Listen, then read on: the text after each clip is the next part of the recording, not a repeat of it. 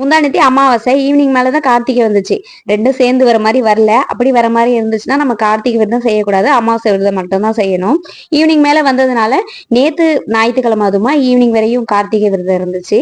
சரின்னு நம்ம எப்போதும் செய்யற கார்த்திகை விரதத்தை நேத்தே வச்சுக்கலாம் அப்படின்னு சொல்லிட்டு நேத்து எல்லாத்தையுமே அமாவாசைக்கு நம்ம படைச்சோம் இல்லையா, சரி அமாவாசைக்கு படைச்சதுனால திரும்பி லைட்டா அப்படியே வீடெல்லாம் சுத்தம் பண்ணிட்டு நேத்து கார்த்திகை விரதத்துக்கு ரெடி பண்ணிட்டு இருந்தேன். கம்பெனிக்கு வேற போகணுமா, ஒரு பக்கம் அருவாமனையில அரிஞ்சுக்கிட்டே தான் வேலை பார்த்தேன்.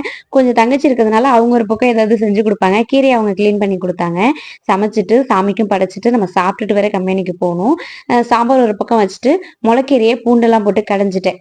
இதுல வந்து அடியில ஃபர்ஸ்ட் நம்ம மிக்சி ஜார்ல தேங்காய் போட்டு அதுக்கப்புறம் நம்ம வேக வச்ச கீரையை போட்டு கொஞ்சம் குறைன்னு அரைச்சிடணும்.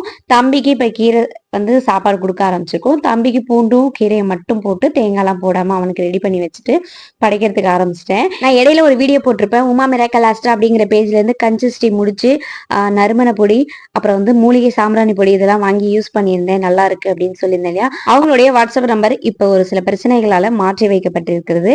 நான் ஸ்கிரீன்ல அவங்களுடைய நம்பர் டேக் பண்ணியிருக்கேன். உங்களுக்கு தேவைப்பட்டுச்சுன்னா கண்டிப்பா செக் பண்ணி ஆர்டர் பிளேஸ் பண்ணிக்கலாம். நம்ம வீடியோ பிடிச்சிருந்தா லைக் பண்ணிக்கோங்க. பாய்.